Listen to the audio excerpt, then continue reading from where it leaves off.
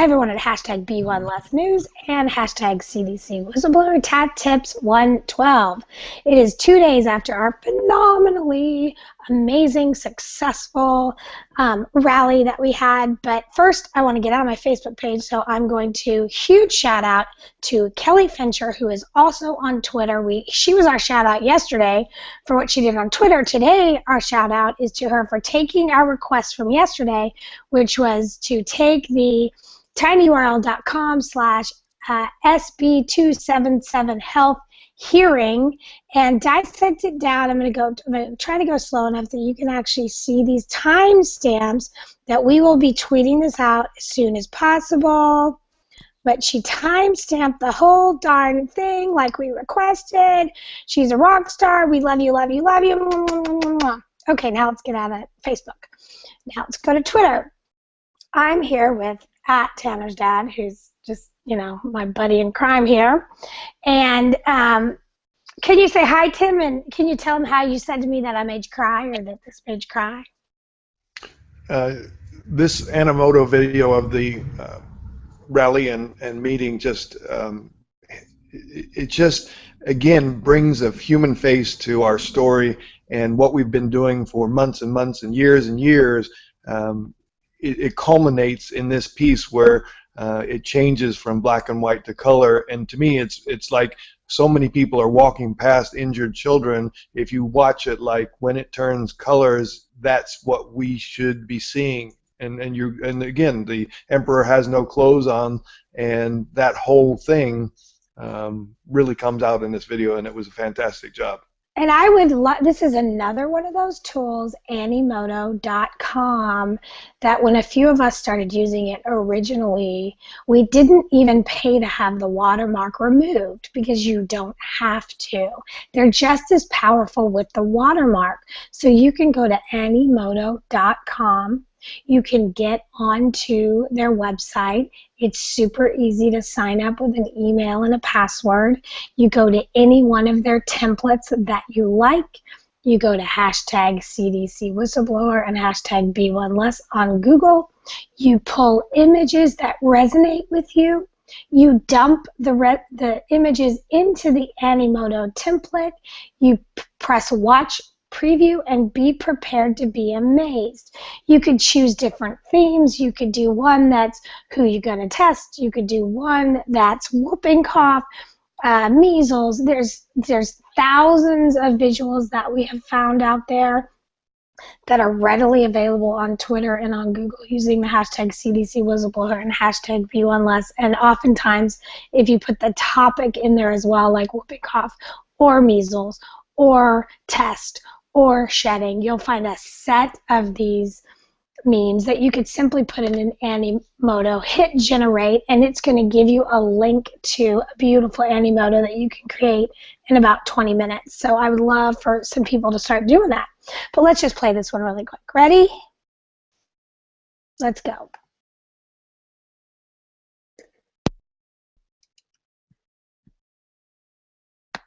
Sorry, it's taking a second to load here. More than a second, actually. Do.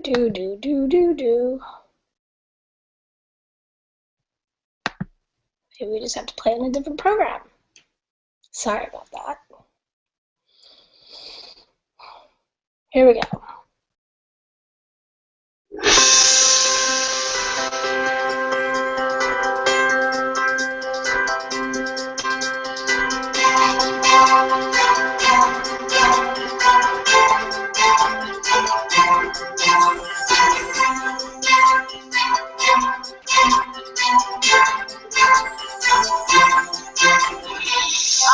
To think that the only way of immunization is through pharmaceuticals.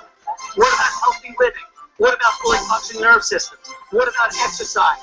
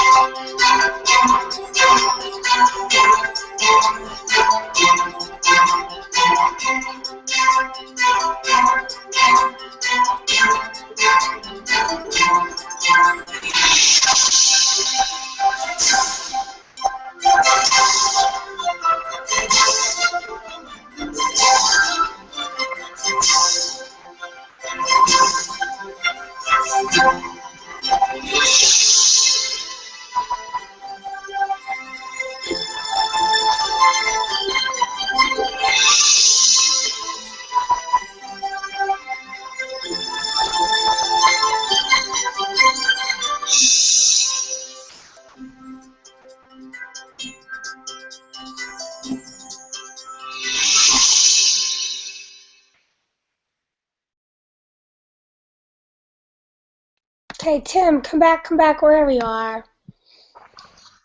Are I'm you here. crying again? Did it make you cry again? A little bit misty. A little bit misty. The first time you cried, like, you know. Anyway, here's what I want to tell you about that video. I love photos because I think it's something you can never get back in any situation. And I think for any activists out there, one of the most important things you can do in real time at any of these events is make sure your phone's charged, make sure you have a charger for your phone on standby for when you run out of battery juice, and make sure you take as many photos and as many videos as humanly possible because you can never get those moments back.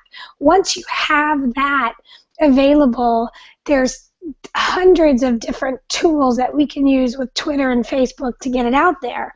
So I want to just tell you about a few of these pictures. We had thousands of people at this event, and the red was so deep with people and signs that for the first hour, I was just taking pictures of the people from inside the circle that was vacant for making room for the speaker. And then at the end, I decided, you know, I see some kids over there. I want to see what's going on over there. So I started to go behind the 15 deep crowd line. And that's where all these beautiful children and these beautiful parents so a lot of those photos, it didn't look that crowded because they were behind the crowd participating in a way that they could with their families. So it was just the most beautiful event. I want everyone to take a second, a minute, a day, and just celebrate what we just did, and the people in Sacramento that were working so hard to create this rally did such a great job, and it was such a huge success. And these people are not going anywhere. I know a lot of us who've been doing this vaccine data awareness campaign that we've been doing with hashtag CDC Whistleblower we've been mostly 90% surrounded by people who have vaccine-injured children, who oftentimes are vaccine-injured themselves and struggling. And these were healthy parents with healthy unvaccinated children who, I'm telling you, the energy behind this I have never seen. And I ran the Ron Paul office in LA, and I saw passionate people, but they ain't got nothing on this group of people who understand that this is ground zero for who owns your body. So this was just And then the other side of the coin is, if you were a politician and witness that emotional testimony, that real testimony from all those passionate people, how could you possibly sleep at night? If you have a bone of human conscience in you, you had to know those stories were real, they were real testimonies, and I don't know how they can sleep at night after seeing that. Well, part of it is you need to understand, I've got to stop saying that. I'd like for you to know that the senators were not present at this event. This was on the West Steps. They were not there. So they saw glimpses and pictures that their aides were coming out to take photos and then taking back in. And then inside the hearing, it was very rigidly controlled testimony that was 20 minutes on our side. And then it was just quote-unquote testimony from the over 1,000 people who simply lined up, came to the microphone, and were explicitly told repeatedly they were only allowed to say their name, where they were from, and whether or not they supported or opposed the bill.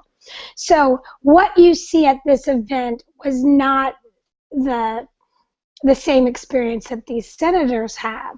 Having said that, however, there were senators that had, in my estimation, absolutely appalling behavior that I do not think it is possible for them ever to be elected again based on their behavior. Because if you look at this bill, even if they completely believe it's the best thing for the society in general, they have to recognize and unavoidably recognize that over 1,000 people came to say, this is not what I want.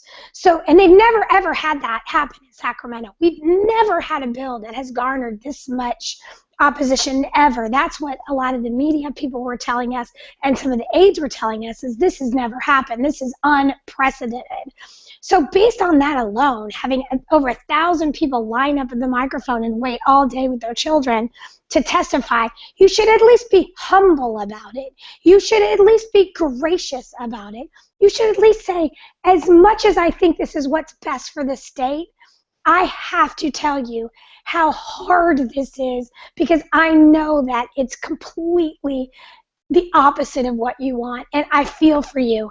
And there were 3 of the people that was simply not the way they presented themselves at all. And those 3 people are officially on our list with Pan of who we are going to get involved in the primaries the next time they're up for an election. And we are going to find ourselves a hero that's going to represent America, that we own our body, and that person will have our full support, and they will win that primary. That will happen because, in part, of the way that they represented themselves at that thing. And I have to say that my particular senator is Ben Allen, who is a co-sponsor of the bill. And although I didn't like what he said at the podium, his body language was clearly that of empathy. He completely seems to be taking in the gravity of the bill that he proposed with Senator Pan, to the point that when Senator Pan was asked to come up with him, Pan had to ask him to stand up, and then after about 20 minutes, he actually sat down. So please, I've got a handle on that with my people in his district. Let us run with Ben and focus on your own senators right now. But okay, so what else, Tim? What else? I'm done soapboxing there. So we'll play this and then explain why we're playing this, or do you want to explain first? Go ahead and play it. Okay. See in the face there, it's all about safety. That's what moms have. Moms have safety, they have love, they have understanding. They're your biggest fan. And when you lose them in life, that's a big kind of hurdle to get over. But well, I think you can see. Okay, Tim, talk to us about. I love that he says it's all about safety. Mom represents safety, and yet we have 110 bills across the United States that are trying to tell mothers they no longer get to protect their children. Is that why you wanted to play this? We talk about gut instinct, and we talk about anecdotal information, and we talk about all these different things, and we know when something is anecdotal, that 75% of the time the group is telling the truth. That's how pretty much all scientific discovery happens. You come up with a question that the group is saying, this is what's happening, and then you actually do the research behind it. That has not happened to this point. We haven't done a vaccinated versus unvaccinated study. We haven't studied more than a couple ingredients or a couple of vaccines on the schedule, and none in combination or against pure placebos. We've not done that in the double blind. The things that they tell us they need to do and we need to do to prove things, they've not attempted to do in a fair way. And so parents and mothers and caregivers and teachers and siblings all get maligned for getting on their soapbox. But what this celebrity is saying, mothers represent safety, and they should have the right to protect their families. And that's basically all we're doing, is saying educate yourself and get all the information and make the decision as far as the risk, reward, benefit for your family. If you see that potential for the risk in your family, you should be asking more and more and more questions and doing all the research, and parents should be doing the work. Parents do the work. And this one right here that I think Tim found at some point, and he said has gone around from his statistics more than any other meme that we've seen out there, is a great template for some rock solid information that you need to have at your disposal if you have someone that you're attempting to educate, that you're past the point where you're just making it about liberty and who owns your body, because that's the beginning of any interaction with that you have with anybody should always be about that first, because that's not as controversial as the rest of the stuff. Most people believe that you should own your body, and then they get just confused about when you draw a line that, well, except for when there's 170 cases of measles, and then we should own your body, and we should pass laws that 10 years from now, when the government is shifted even worse than it is right now, you no longer have control over what they can inject in you. I mean, you can't think about these laws that we put on the books as of today, where things are at. You have to analyze laws as if 10 years from now, we may not have as much control over we have our government, because if you look at our government 30 years ago versus now, we have 2/3 less control over our government than we did 30 years ago, and it's getting exponentially worse with every cycle. Something that I'm really proud about, when you talk about the shills and the media and the comedy shows and the drama shows and all the things that have been maligning us, they have carefully constructed propaganda points, and that's the end of the discussion. It's a news bite, and that's the end. Something that I'm really proud about what the parents are doing in this movement is the fact that we're putting that reproducible, reportable link with everything that we do, and the accumulation of links and research and data and testimony now is just amazing, the depth of the material that we have at our disposal now to explain our position. It's not just, oh, we're saying 1 in 2 are sick or 54% are sick. We actually go back to the CDC, we actually go back to the NIH, we actually go to their reports, and we go back to the studies that have been done that actually show how sick our kids are doing and what is going on with the health of our community. And this is just me searching hashtag CDC whistleblower and hashtag Be1 Last at Google that Tim has explained is now referencing tweets. And every single day that goes by, this images search on Google gets stronger and stronger and more vital and more diverse and more chock full of references that you need when you go into these offices with your senators and your senator's aides. And never dismiss anybody in an office of a senator, because the reality is that you can't unlearn vaccine safety data. You can't unlearn it. The reason why people are passing these laws is because they have not looked at the data. Once you learn that half our kids are sick, you can't unlearn that if you really look at the NIH statistic. Once you learn that Novavax has never been tasted, you can't unlearn that. And so if we can get people in each of these offices that have this rock solid database, and a lot of it comes from this, I lost the visual, but we'll find it again, this visual right here, they're forever going to be someone who could explain questioning vaccine mandates. They will forever be in a position to navigate through any time that comes up in a conversation. So that's vitally important. So again, this Animoto is rock solid. It's available at tinyurl.com/no-on-SB277 Again, that's no-on-SB277 tinyurl.com. I would just use the tinyurl as your reference to get to the hard link that's here, and then I would cut and paste this link into your tweets, into your Facebook, with the additional tinyurl.com/no-on-SB277 because this loads faster on Twitter and Facebook, but then the tinyurl gives them the mental reference that they can be out in their car one day, tweeting, and they can send that out to people. Of course, they're not driving.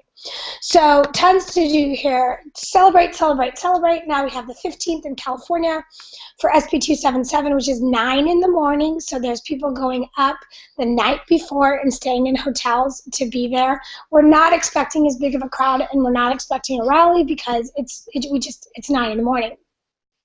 People, we need to brainstorm education data points for this particular stage in California, and for anybody who has these going to committee.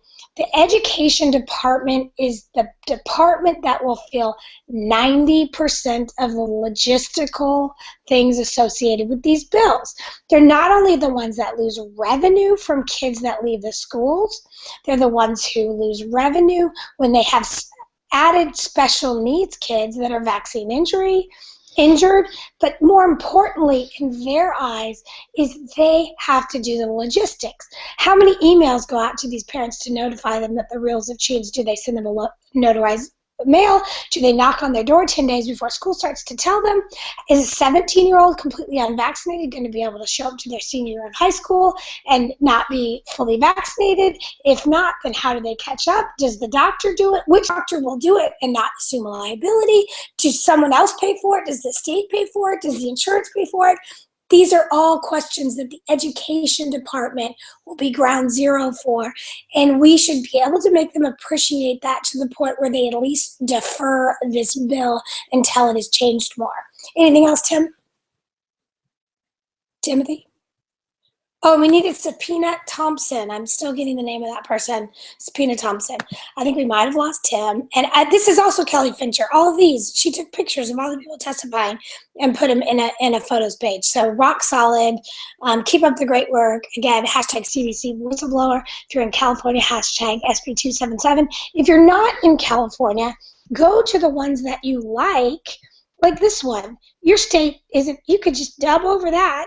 Retweet this. Let's retweet this. If I was in Texas, I would just say something like, go Texas, hashtag no mandates, hashtag CDC whistleblower, and they'll get that and it'll scare them. Okay, we love you guys. We'll see you on Twitter.